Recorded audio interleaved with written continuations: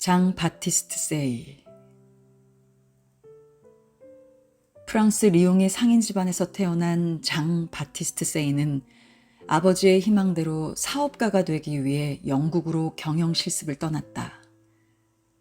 영국에서 돌아온 그는 보험회사원, 잡지사 편집자 등을 거쳐 나폴레옹 정부의 법제위원회 위원이 되었지만 1803년에 발표한 그의 대표작 정치경제학개론이 정부의 정책과는 맞지 않는다고 하여 사직하게 되었다. 세이의 법칙으로도 유명한 그의 사상은 고전학파 경제학자들이 주장하는 공급 중심의 경제정책에 있어 중요한 이론적 토대가 되고 있다. 그의 사상은 공급이 스스로 수요를 창출한다로 요약될 수 있다. 하지만 그의 이론은 사람들이 생각하는 것처럼 시장에 물건을 만들어내기만 하면 알아서 팔린다는 의미는 아니다. 그는 사람들이 소비할 수 있는 이유로 자신들이 만들어낸 재화가 시장에서 팔릴 거라 믿기 때문이라고 생각했다. 그래서 그들은 자신들에게 필요한 재화를 구매할 수 있는 것이다. 그렇지만 그들이 공급을 통해 창출하는 수요는 공급한 재화와는 전혀 다른 차원의 것이다.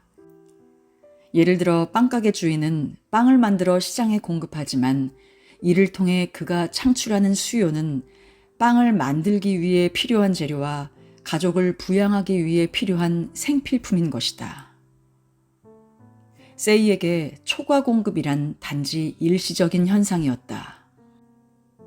초과 공급은 필연적으로 재화의 가격을 떨어지게 만들고 사람들은 가격이 떨어지는 재화에는 투자를 줄이게 된다. 동시에 한 재화의 초과 공급은 다른 재화의 공급이 줄어들게 되는 결과를 일으킨다.